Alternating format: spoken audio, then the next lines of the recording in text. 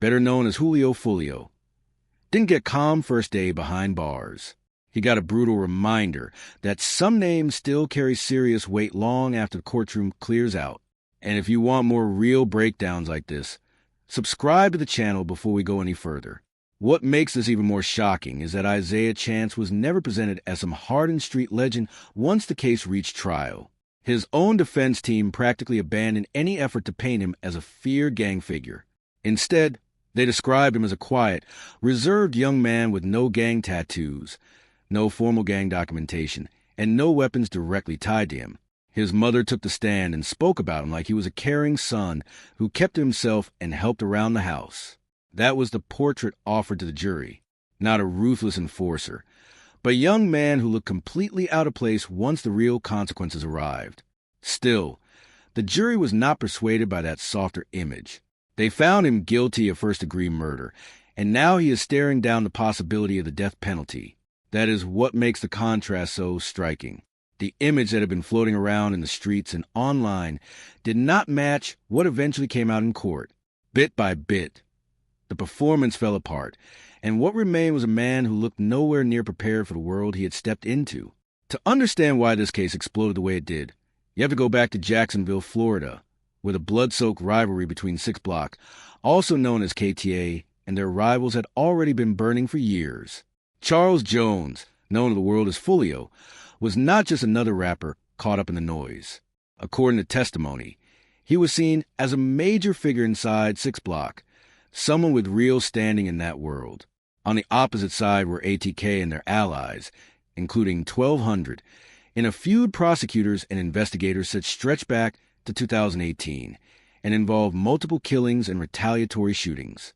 That is where Isaiah Chance enters the picture. Prosecutors connected him to that world through phone data, social media evidence, and even a documented online dispute involving Foolio. The tension was not some rumor whispered through the city. Detectives said there was visible, recorded friction between Chance and Charles Jones before the murder ever happened. But even with that backdrop, the defense kept circling back to the same argument. Isaiah Chance did not fit the classic image of a documented gang member. No tattoos, no weapons linked directly to him, no formal classification from the arresting officer. His family even described him as someone who once wanted a future at sea, with testimony that he had talked about becoming a merchant marine and doing something meaningful with his life. But prosecutors said he still played a critical role in the murder plot. He was not accused of pulling the trigger. Instead, they painted him as the scout, the tracker, the man in the silver Chevrolet Cruze who moved through Tampa that night locating Foolio and feeding that information back to the gunman. In other words, he did not fire the shots, but the state argued he helped make sure those shots found their target. And in a conspiracy case, that distinction only goes so far. The timeline of June 23, 2024, is what turned this from a street feud into a chilling, calculated ambush. Foolio had just turned 26. Days earlier, he had posted flyers online promoting his birthday celebration in Tampa, making it known where he would be. Prosecutors said those posts were the spark that set the murder plan in motion. According to the state, the group did not throw this together at the last second. They had days to think it through, travel from Jacksonville, position themselves in Tampa, and wait for the perfect moment. That night, Foolio was out enjoying his birthday weekend, moving through clubs and nightlife spots across the city. Surveillance footage reportedly placed Isaiah Chance and Alicia Andrews nearby at 2 separate locations where Foolio and his crew appeared. Prosecutors said they were not there to party. They were there to follow, observe, and report. Behind them, in a second vehicle, were the men accused of being the actual shooters, Sean Gathright, Davion Murphy, and Rashad Murphy. Authorities said they were armed with AR-style rifles and a Glock fitted with an extended magazine.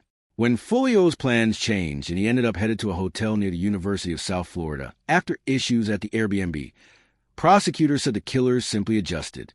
Surveillance footage from the hotel parking lot became one of the most damning parts of the case. The gunman, masked and armed, got out and opened fire. Investigators recovered 31 shell casings from the scene, and testimony indicated the rifles were fitted with brass catchers, devices meant to keep spent casings from scattering and leaving behind more forensic evidence. Prosecutors described it as a deliberate, organized execution, not a chaotic spur-of-the-moment shooting. Foolio's car was reportedly circled before the gunfire erupted. He tried to flee, but was too late. He was shot in the heart, lungs, and aorta, and pronounced dead at the scene. 3 others were injured. Afterward, the group scattered. Chance Andrews and Rashad Murphy were said to have taken an Uber back to Jacksonville, while the others left separately. And then the pressure started building fast. Isaiah Chance was already wearing an ankle monitor in connection with another matter, and court records indicated he told a detective that once the monitor came off, he planned to leave the state and disappear. That detail hit hard because it did not sound like the talk of somebody proudly standing on business. It sounded like panic, and as the case moved through the legal system, that pattern kept repeating itself. Sean Gathright, one of the alleged shooters, was shown in interrogation footage trying to climb through the ceiling of the interview room, as if he could somehow escape the reality closing in around him. Later, after the guilty verdict came back, he broke down in tears in open court and had to be escorted out. Rashad Murphy, meanwhile, was accused of posting celebratory content on Instagram after the killing, with investigators interpreting it as a victory lap tied to Foolio's death. Davion Murphy was also said to have been caught on camera inside an interview room mimicking gunfire with his hands. That is why so many people watching from the outside came away with the same conclusion. These men seemed far more committed to performing the image than carrying the weight that comes with the real thing. The social media posts, the public bravado, the online beef, the posture around violence, all of it looked very different once the trial started peeling back the layers. And Isaiah Chance stood right at the center of that collapse. Here was a man whose family described him as quiet and church-going, whose own lawyer pushed the idea that he was not even legally established as a gang member, yet prosecutors said he was close enough to the machinery of that war to help guide killers straight to their target. Then came the prison system, where the courtroom story stopped matching, and a different code took over. By the time these men were processed into Florida's correctional system, their names were anything but anonymous. This was a nationally watched case tied to a famous rapper and a gang conflict that had already claimed lives for years. Inside those walls, news travels fast. People talk. Families on the outside pass information in. And in a case tied this closely to Jacksonville street politics, prosecutors' theory of the murder would have followed them through the gates. That is why the reported violence waiting for them on day one felt less like random prison chaos and more like the next chapter of the same war. In that world, there is no neat separation between the person who fired and the person who helped line everything up. If you helped orchestrate a birthday ambush, many inside are not interested in hearing that you were only the scout. And for Isaiah Chance, that reality may have hit harder than anyone. The same man his defense tried to portray as quiet, reserved, and not built like a hardened gang figure walked into prison, carrying one of the most notorious case associations in the state. At the same time, the legal danger was still growing.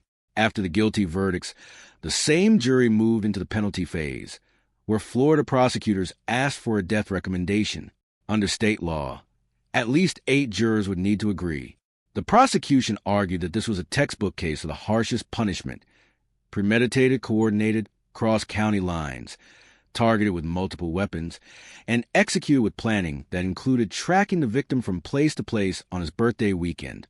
The defense responded by trying to humanize each man, bringing in relatives and loved ones to talk about rough upbringings, missed opportunities, instability, and the parts of their lives that existed before this murder defined them. There were emotional moments in that phase. Family members cried. Loved ones described difficult childhoods and broken homes. Gathright himself addressed the jury and said he felt remorse, calling the situation traumatic and terrible. But for many watching, that remorse arrived far too late. Charles Jones did not get another chance to explain himself, reset his life, or apologize for anything. He was 26 years old, celebrating a birthday, and he died in a hotel parking lot under a barrage of gunfire. His mother made it very clear how she felt after the guilty verdict. Her social media reaction reflected the relief, pain, and vindication of family that had waited nearly 2 years for accountability. And that is one reason this case hit so hard beyond Jacksonville. It was not just another trial. It became a painful lesson in how fast public posts, street politics, and performance culture can collide with deadly consequences. Because make no mistake, social media played a massive role here. Prosecutors were explicit in arguing that posts about Foolio's birthday celebration helped spark the plan. His movements were visible. His stops were visible. His change in location became visible.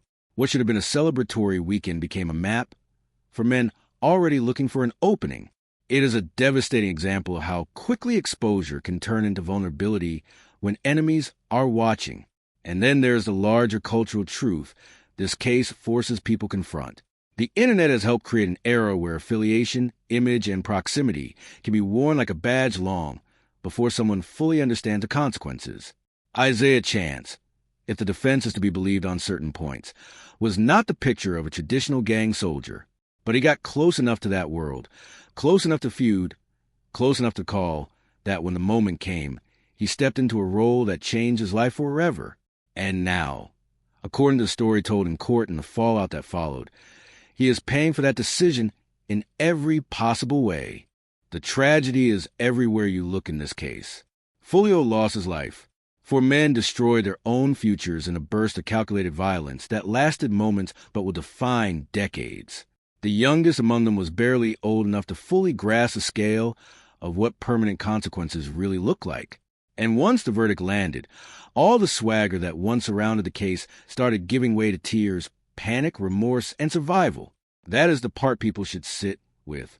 Strip away the rap politics, the Instagram drama, the gang slogans, and the courtroom theatrics, and what remains is brutal and simple.